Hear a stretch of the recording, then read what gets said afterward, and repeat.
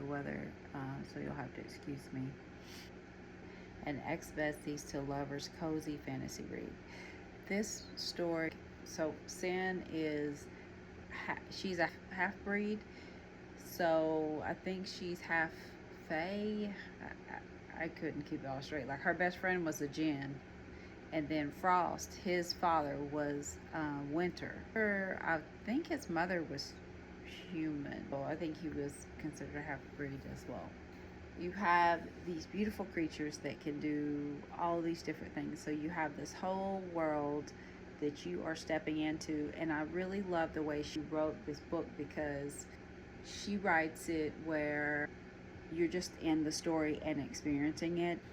There were times when I read the book that something would happen and it would take me a minute to understand the full effect, but you just had to keep reading. I didn't have to go back and review anything. She wrote the story really well in that way, and she filled in the gaps when she needed to. I looked on Goodreads. I think she has less than 100 reviews on there. So I was like,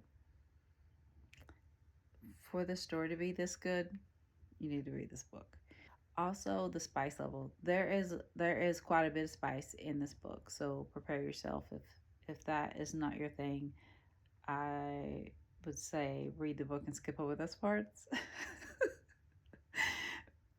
However, the spice, it was really spicy, and it was just really, I put in my reviews like decadent. Like it's hard to articulate, but there was this point in this book when he was talking to her, and the things he was saying, I was like, be still my heart. Like, like it was yummy. Okay. So it's a great Christmas read. It has Christmas galore in it. Sin loves Christmas. Like, she goes all out, and it's the best time of the year around her because she just makes it a very magical time.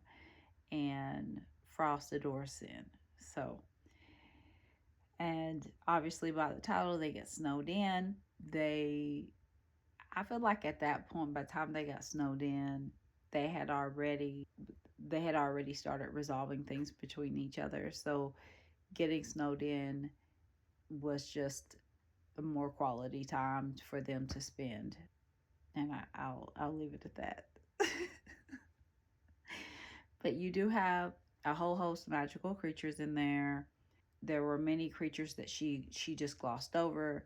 You didn't really understand like their whole history or anything, but you didn't need to understand and enjoy the story.